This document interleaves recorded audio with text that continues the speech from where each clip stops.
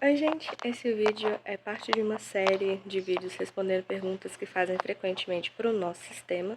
Primeira coisa que você precisa saber, a gente está respondendo sobre as nossas experiências com TDI, então tem coisas aqui que não vão ser universais para toda pessoa com TDI e é só nossa experiência. Tem informações científicas, mas é importante você se atentar para o fato de que essas informações são as mais corretas até o momento, que ciência muda o tempo todo e se você estiver vendo esse vídeo daqui alguns meses ou anos, pode ser que alguma informação já esteja defasada. Então, se esse for o caso, favor fazer a sua própria pesquisa e, em qualquer caso, faça a sua própria pesquisa, tá? Não confie apenas numa querida falando sobre o próprio transtorno na internet. Não confie apenas na opinião de uma pessoa ou na experiência de uma pessoa. Existe artigo científico justamente para poder comprovar que não acontece só com uma pessoa. Então, as informações científicas mais corretas sempre vão estar em artigos. Tenham consciência disso, se divirtam vendo o vídeo e é isso.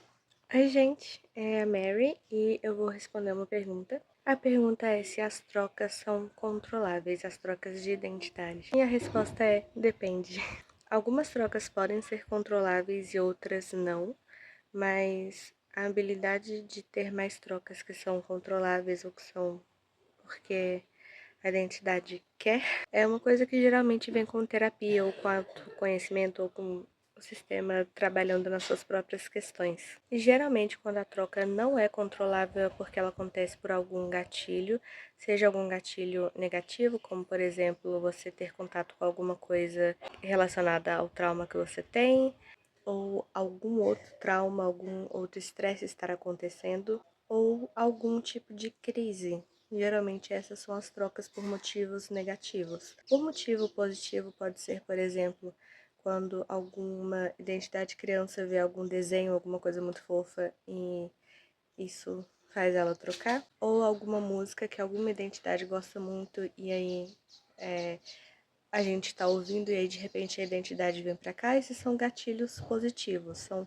motivos de troca que são positivos.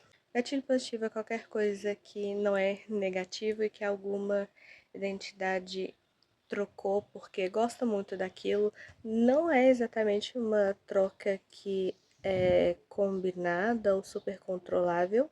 Ela pode acontecer sem nenhum controle, mas geralmente porque alguma identidade tem alguma conexão com aquilo. Mas tem sim como coordenar as trocas. Tem um tipo de alter que é chamado de gatekeeper. Eu não sei como ficou em português quando o pessoal traduziu, mas é meio que um porteiro. Esse tipo de alter ajuda a coordenar as trocas, a deixar pessoas específicas perto do front, porque isso ajuda a troca acontecer entre aquelas pessoas que já estão perto. No nosso caso aqui, o Jonas é quem faz isso, ele é o front keeper, então ele porteiro especificamente para o front, porque pode ter um gatekeeper para outras coisas no sistema. O Jonas ajuda a gente a ter essas trocas que são combinadas e coordenadas. Ele ajuda a deixar certos alters perto do front, perto da consciência, e algumas outras identidades mais longe para não ter o risco delas frontarem sem necessidade ou frontarem algum momento em que não seria bom. Então, depende também do quanto o sistema se conhece, do quanto o sistema trabalha em si mesmo, se o sistema está em terapia ou não, porque para quem está em terapia é mais fácil ter essas trocas mais coordenadas e combinadas. A gente consegue ter, mas a gente também continua tendo troca por gatilho negativo e por gatilho positivo. Um exemplo de troca por gatilho negativo seria, por exemplo, pra gente som de tiro, porque a gente tem trauma com coisas relacionadas à morte do nosso irmão. Então, som de tiro ou som de coisas muito altas é gatilho negativo pra gente. E não é todo gatilho negativo que vai causar uma troca, mas é mais provável que cause uma troca, principalmente se o gatilho for uma coisa muito forte para o sistema. E é isso, acho que tá respondido. Oi, gente, eu sou a Lucy.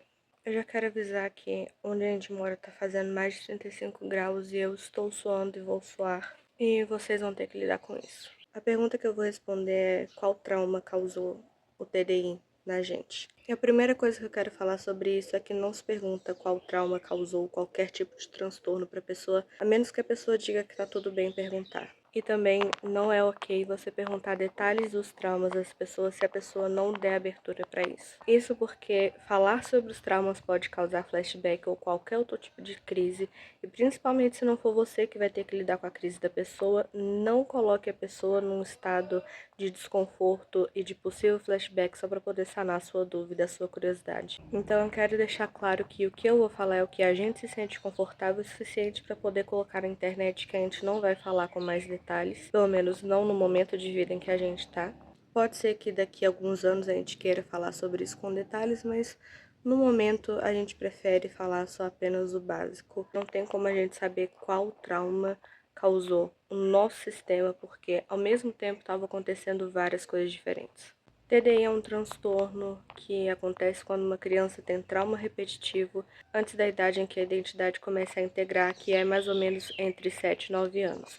Portanto, o trauma tem que ter acontecido até os 9 anos da criança. E o trauma não pode ter sido apenas um evento, tem que ser um trauma repetitivo. Antes dos 9 anos, a gente já estava passando por tortura psicológica, tortura física, estupro e outros tipos de abuso sexual, muito abuso religioso e, no geral, várias outras coisas, com vários grupos de abusadores e vários abusadores diferentes.